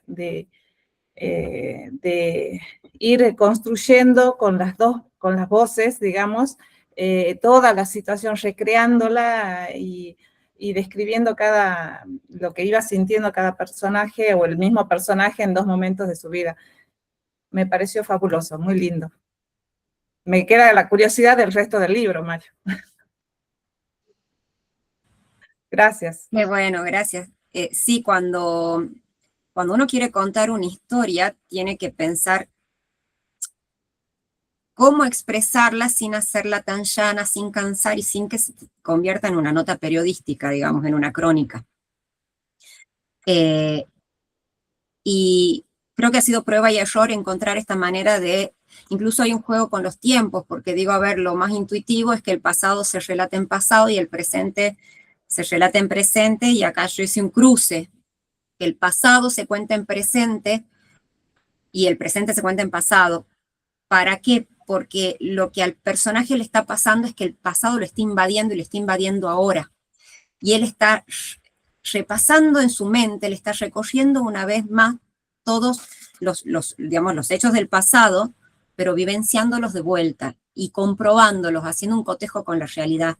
Entonces él vuelve a hacer ese recorrido de San Javier, subiéndolo, volviéndolo a sentir, ese volver a vivir lo mismo a través de los olores, a través del recorrido de los lugares. A mí, Mario habla del uso de la crueldad. A mí me atrae mucho, o sea, claramente es una de las obsesiones que yo tengo con las que voy trabajando. Acá, digamos, lo cruel está dentro del cuerpo, no afuera, no son monstruos, no son fantasmas, son cosas que uno va descubriendo que tiene adentro y que son los peores miedos que uno puede tener, lo que uno lleva adentro y no se puede sacar y que lo arrastra a uno. Y acá es un recuerdo, es el recuerdo atado a la culpa.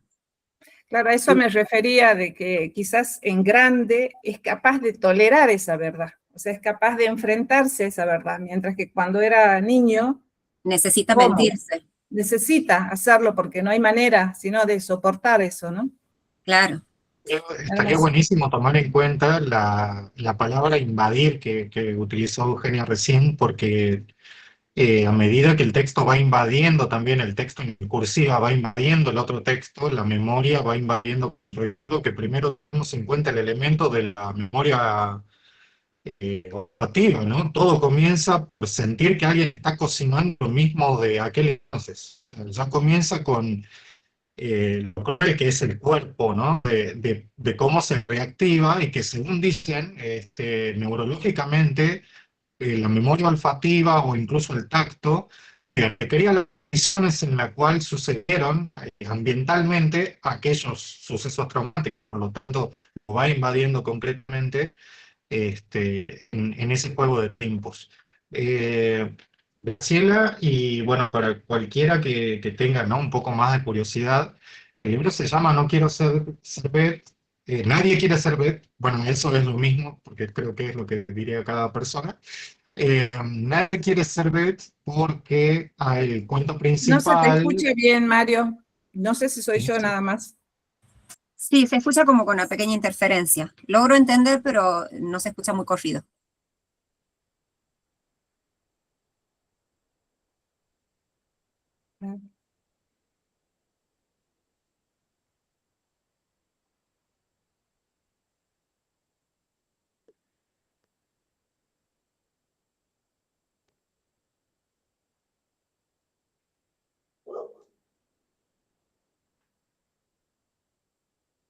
Bien, ¿ahora se escucha? Perfecto.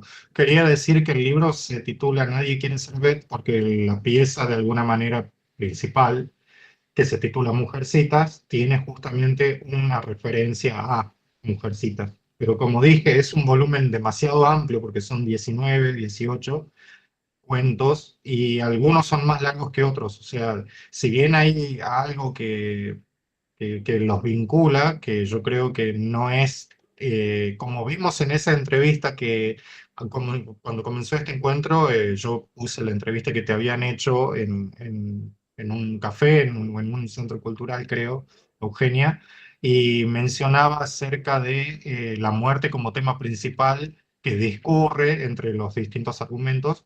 Yo había mencionado la crueldad y lo monstruoso como para poder entender esta idea de un edificio fantasma, las primeras veces, ¿no?, la ontología del trauma. Se han escrito, creo que Pablo Donzelli también lo ha hecho, y sobre todo María Lobo, que tiene una novela que se titula Ciudad 1951, que es una novela ganadora del premio del Fondo Nacional de las Artes, que es específicamente una novela sobre el edificio fantasma como tal, eh, y sobre la historia argentina de ese proyecto. Entonces es otro tipo de novela y es otra manera de poder utilizar ese lugar. Yo quería mencionar que es muy importante y que lo hemos hecho acá en este taller de poder leer primeros libros. Me parece muy importante porque para poder entender cómo se inscribe esta primera obra en un sistema literario en donde van a funcionar las lecturas que nosotros estamos haciendo. Quería preguntarte, Eugenia, de cómo fue un primer libro, hacerlo, materializarlo y, bueno, cómo la pasaste en el proceso, porque a veces eso también es difícil. Y en este caso está publicado por La Papa, que sí es una editorial de Tucumán, pero como pasa siempre, hay muchas personas que publican afuera de la provincia. La contratapa está escrita por Fabián Soberón, con quien creo que también trabajaste los cuentos, o sea que también hay un acompañamiento. Hay muchas personas que tal vez publican de largo solas o antes de pasar por una experiencia como esta, así que bueno, quería que nos comentes un poco, porque como este es un taller de reescritura también para personas que tengan alguna inquietud de publicación, ¿cómo fue la experiencia de Nadie quiere ser Beth? Este libro viene después de un camino más largo en el tiempo que el recorrido, te diría. La primera publicación que hice fue cuando yo acababa de egresar del colegio, debo haber tenido 19 años, en un libro de las ediciones del Rectorado. En ese momento la editorial estaba a cargo de Alba Omil, y yo le ofrecí escribir sobre María Elena Saleme, que era mi profesora de francés cuando yo era chica. Es un personaje cultural en Tucumán, ha sido directora de la Escuela de Música, de la Alianza Francesa, de la Escuela Sarmiento. Y ella me invitó a escribir algo y que se lo presente, y que si a ella le gustaba, le parecía que daba, lo publicaba. Esa fue la primera publicación, la antología en ediciones del Rectorado. Después, bueno, fue un tiempo, después ya me casé, empecé a tener hijos y empecé a ir al taller con Alba Omil bueno, yo soy de la teoría de que los talleres ayudan mucho, no solamente porque uno aprende a escribir, sino que aprende a escuchar lo que el otro, de lo que el otro escribe. Hay que tener como también mucha humildad, por ahí estómago para escuchar las correcciones y aprender, por un lado, a tomar eso que a uno le corrigen, al mismo tiempo defender la propia identidad. Entonces, como un trabajo de mucho autoconocimiento y de aprendizaje. Después vino la publicación de Iceberg, que fue otra antología, también con Albomil, pero ya en un editorial, independiente, Lucio Pierola. Ahí escribí microrelatos, y generalmente eran sobre mitología griega o temas relacionados, no todos, pero sí varios. Y después vino un tiempo que fue muy ayudado por la pandemia, fueron uno de los efectos colaterales buenos de la pandemia, que me dio tiempo para participar del Mundial de Escritura, que no sé si lo conocen, al Mundial de Escritura de Santiago Leach, o si han participado alguna vez, yo lo súper recomiendo. No sé si este año se va a volver a hacer, calculo que sí. Santiago Leach propone un juego que era escribir en equipos. Al escribir en equipos, la disciplina queda completamente, digamos, domada, porque si no se escribe un texto para las 6 de la mañana de cada día durante 2 semanas, el equipo pierde puntos. Entonces ahí pasaba algo que me ha parecido mágico y he descubierto que era una verdad para mí oculta, que no hacía falta tener inspiración para sentarse a escribir. Que sentarse a escribir, la inspiración llega cuando uno está sentado trabajando. Y a partir de ese mundial es que he empezado a producir varios cuentos más y a corregir cuentos que yo tenía guardados de hace mucho. Este cuento, no me acuerdo cuándo, no fue para el mundial este cuento en particular, pero sí lo venía trabajando, y ya con la gimnasia del mundial lo pude terminar. Y ahí me salieron muchos cuentos. Y los sumé a los cuentos que yo ya tenía, los corregí. Yo ya estaba haciendo el taller con Fabián Soberón, que es un taller de lectura y de escritura, sobre todo de lectura ahora. Las lecturas ayudan mucho también a dar material, porque inspiran, porque se descubren nuevos ángulos, maneras de trabajar temas, están buenísimos. Ahí, cuando ya junté mucho material, me reuní con Fabián y seleccionamos los cuentos que iban, los cuentos que no iban, porque armar digamos, un compilado de cuentos no es solamente juntar todo lo que tengo, sino que tiene que tener una cierta coherencia. Incluso hasta el orden en que se cuentan, se ordenan los cuentos, también tiene que tener una coherencia. Él me ayudó mucho con eso, hicimos las correcciones. Siempre hay cosas que uno, por más que haya leído 10.000 veces, se le pasan. Palabras mal escritas, frases repetidas, palabras con las que uno insiste, o hasta por ahí metáforas que ya las ha usado y no te das cuenta. Eso el editor ayuda mucho. O sea, saltearse un editor para mí no es opción. Y una vez que lo tenía, lo presenté en varias editoriales, algunas de autopublicación y otras que eran editoriales independientes. Y también lo presenté en un concurso, en un concurso de acá de Tucumán. Y yo calculaba que en el concurso no iba a pasar nada, pero de todas maneras uno siempre tiene la expectativa. Entonces, cuando lo presenté a las editoriales, avisé, bueno, estoy dependiendo del resultado de este concurso, pero en el fondo yo quería publicarlo con editorial, que fue lo que se me dio. Y Pablo Donzelli recibió el manuscrito, me dijo que le gustaba, que lo iba a terminar de leer para decirme si estaba de acuerdo, y bueno, y ahí fue que se publicó por La Papa, que la verdad que estoy re contenta porque era lo que yo quería. O sea, mi objetivo arriba era publicar con La Papa. Había visto publicaciones lindísimas que habían hecho. Notaba que había habido una evolución en la literatura tucumana, en el sentido de que había mucha madurez y que era muy prolífica, se están publicando muchas cosas lindas. Y veía lo que había hecho La Papa y era como que yo quería entrar en ese catálogo, y para mí ha sido un sueño, así que ha sido buenísimo. Si no se daba, hubiera sido con la autopublicación. ¿Cómo? Qué buena esa mención, porque es bueno tener en cuenta que cuando uno desea tal o X sello editorial es porque conoce su catálogo, o por lo menos tiene una idea de lo que plantea su ecosistema. Creo que tu libro de cuentos sí dialoga muy bien con muchos también primeros libros o primeras novelas. Yo tengo muchos libros de esa editorial, tanto de poesía como de narrativa. Creo que su fuerte es la narrativa. y los libros de cuentos también, como Pueblo Chico de María Diácono. Digo, estoy viendo acá, por eso hago la cabeza cada rato, porque a diferencia de la gente que creo que hace como Violeta, que tiene la biblioteca a las espaldas, la quiero tener al frente porque estoy constantemente viendo y leyendo, ¿no? lo que tengo, para poder entender no solamente la aspiración del sistema literario en el que se podía inscribir, teniendo en cuenta que en la región del noroeste argentino sí es Tucumán la provincia que más títulos se publican por año, tanto de manera privada, prepaga, de servicio, como editoriales independientes o editoriales universitarias. Y de hecho vamos a mencionar que la editorial universitaria de Tucumán también publica literatura, incluso obras completas, algo que no sucede tan seguido. Entonces está bueno poder ser parte de un catálogo que también estaba bien pensado y que constantemente está en evolución, eso está bueno. Muchas gracias por esta sinopsis de la experiencia, de cómo fue la paciencia, ¿no? También a la hora de querer trabajar y corregir tu libro.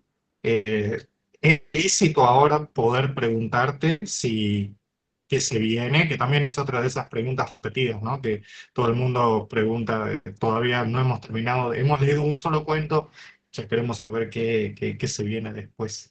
Con respecto al Mundial de Escritura, sí, creo que la mayoría de acá lo conocemos o creo que estamos familiarizados con eso.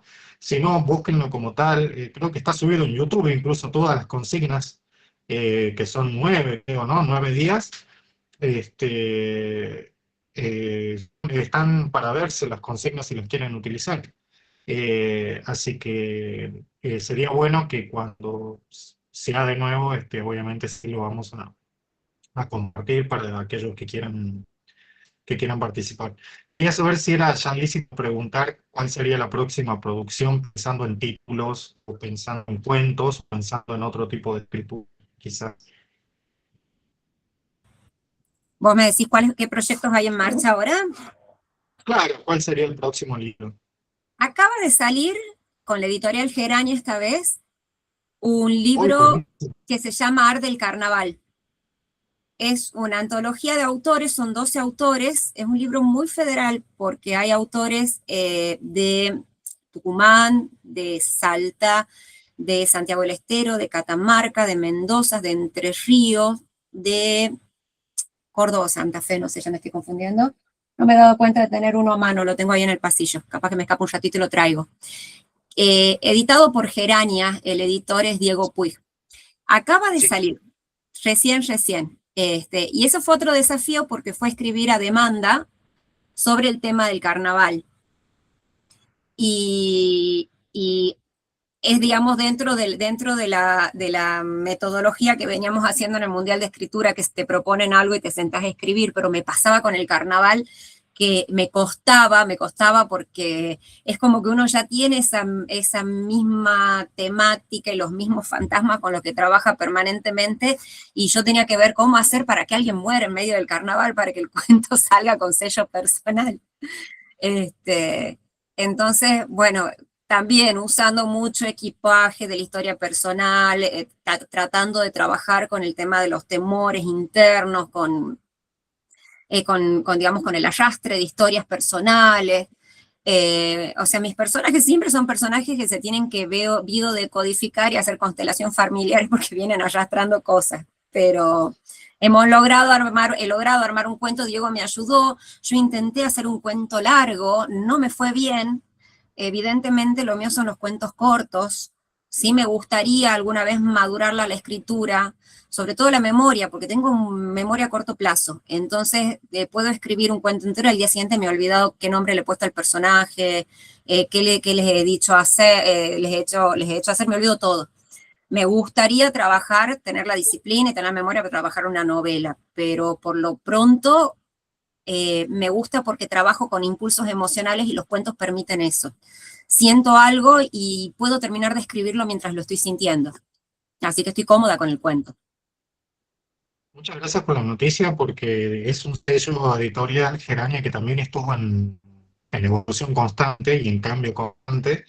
y creo que en la etapa en la que se encuentra ahora está buenísimo que se haya una antología, que toda antología sirve como para hacer un panorama tentativo, ¿no? Y está buenísimo que estés ahí, felicidades. Che, que bueno, lo voy a tener que buscar. No lo vi la vez pasada, debería haberlo visto. Bueno, quisiera saber si alguien aquí tiene alguna pregunta o comentario que quisiera hacerle a Eugenia, porque debido a que es el último encuentro de este ciclo que se llama La Paradójica Belleza, o que se llamó, pero que en realidad la semana que viene lo único que va a pasar es que cambia de día eh, y de horario. O sea, el horario se mantiene, pero cambia de día, es eso nada más.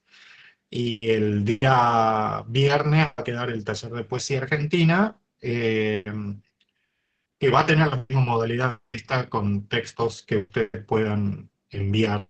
Y por lo general también siguiendo la mística, que es que las lecturas que yo trato de seleccionar y de darles, podamos tener a los autores todos los días para que los conozcamos y veamos su proceso creativo también. Así que bueno, quiero agradecerles a todas, todos, estas 7 semanas. Fueron mucho, pasó muy rápido. También creo que hubo mucha gente, que eso es algo medio inédito, porque un viernes para hablar de literatura siempre dije que era revolucionario y muy gustoso también. Así que bueno, le quiero agradecer sobre todo a quienes hicieron un tiempo para también ver los videos después, esto después que he grabado, para que lo sigamos pasando. Ustedes ya tienen los links de las playlists, y sobre todo porque aquellos que mandaron y los que no mandaron material, porque hay gente que solamente le interesa escuchar y leer cosas nuevas, creo que cumplimos con creces, es ahí leer cosas nuevas. El único requisito, no era un requisito que tú corrigiera eh, con dádivas de publicación, con expectativas de publicación, ni de aprobación, mucho menos, sino tener un espacio en el cual pudiéramos indagar sobre metodologías y procedimientos, sobre el drama y la trama, en muchos ejemplos que tengan que ver con nuestra literatura y lo más cercano. De hecho, creo que solamente en el primer caso, ¿no? Que ha sido un escritor por ahí más famoso, vamos a decir, pero en todos los otros 6 encuentros, para la mayoría de ustedes, fueron primeras lecturas de gente que no la tenían en su radar, y esto expande muchísimo más, ¿no? Lo que se puede hacer con nuestra literatura. Así que y eso solamente eh, sucede cuando el único requisito, que por eso fue el único requisito, que es tener ganas de leer, que ya de por sí es muy difícil, por eso es el único requisito, solamente lo hace gente comprometida, que no son coleccionistas de certificados, sino que están acá porque sí les interesa de verdad. Así que muchas gracias a Eugenia por haberse hecho el tiempo, de que la leamos y de poder responder preguntas, porque está bueno tener a la persona detrás de la página escrita. Y Viviana Ceballos, muchas gracias por haber sostenido siempre la grabación y haberme dado el espacio virtual de la biblioteca para que hagamos esto. Por favor, Mario, al contrario, nosotros desde la Secretaría de Cultura, en particular desde la Biblioteca Provincial, estamos muy felices, muy agradecidos de que vos puedas ser parte de este espacio de creación literaria, por el que, repito, como dije en el primer encuentro, la intención es que pasen muchos escritores, talleristas y gente que pueda sumar a la formación. Bueno, esto que decías al principio, ¿no? Nos interesa conocerlos a todos, escuchar todas las voces, no importa si es de Capital o si es de Tartagal, como es tu caso, siempre que tengan aportes interesantes y que sirvan para el crecimiento. Y en este caso nos parecía que, personalmente me parecía, que el aporte de tu taller es súper valioso porque trabajás desde un lugar súper diferente, bueno, desde la estructura del taller, que arrancás ya con un trabajo bien metódico, bien organizado, pero que a la vez le da mucho dinamismo también a cada encuentro, a cada jornada. Me parece que eso ya de movida lo hace muy enriquecedor, partir de lecturas que no tendríamos en nuestra vida cotidiana, o quizás sí, pero sería más difícil ir vinculando quizás, ¿no?, con esos autores y esos textos, si no es por alguien que los conoce y los recomienda.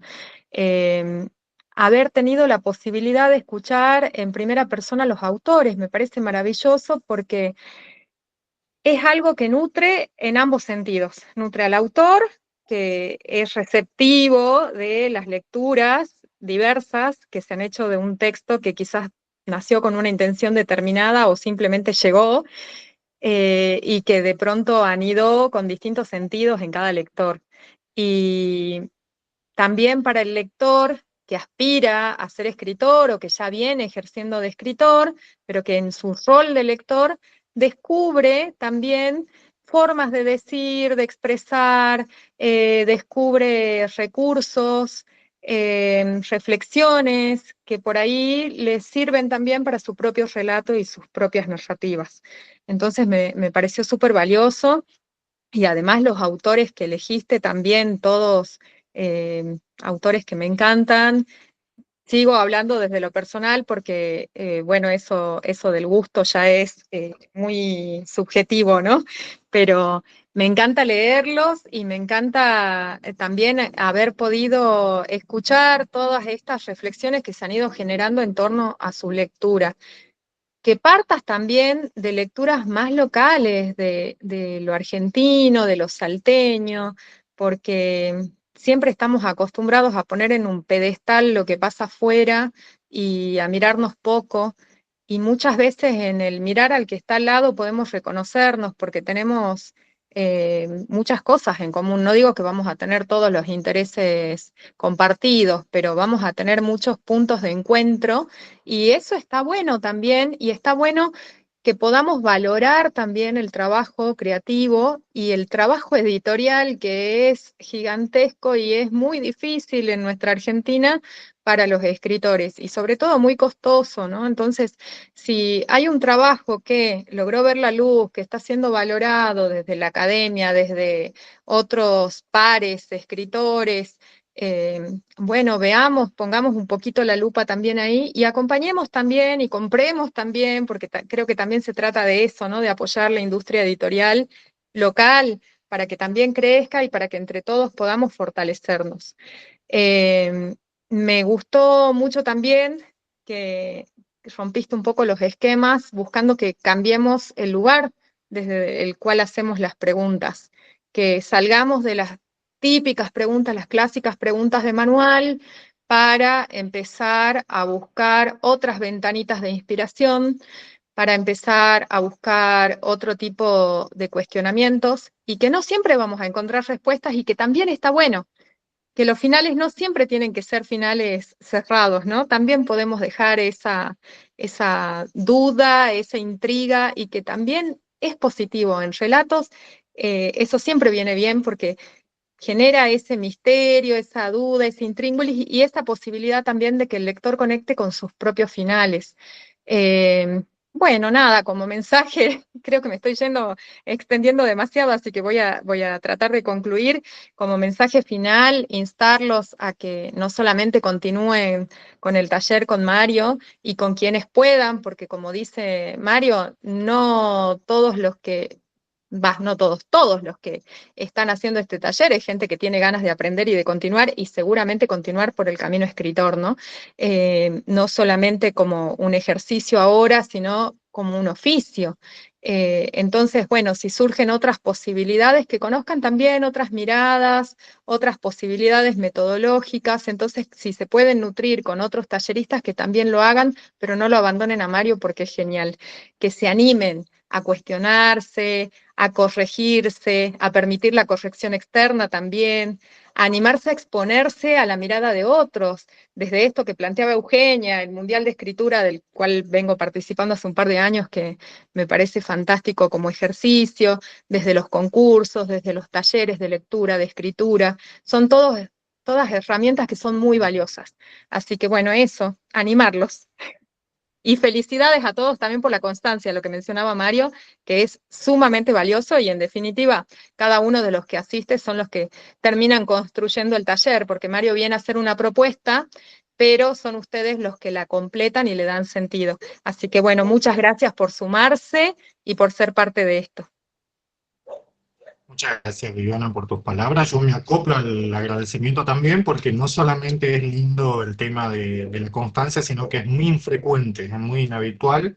Así que, bueno, Eugenia, no sé si querrías despedirte o decir algo más. Yo quiero agradecerte porque la posibilidad de haberte escuchado fue por un momento de interrupción cuando estabas a punto de hablar de una persona mucho más importante como Dolores Reyes y yo fui a interrumpir. Así que muchas gracias por haberte conectado hoy. No, al contrario, Mario, muchas gracias a vos. No me interrumpías nada, al contrario, yo estaba ahí boyando medio sola en el café y tuve con quién conversar cuando te conocí.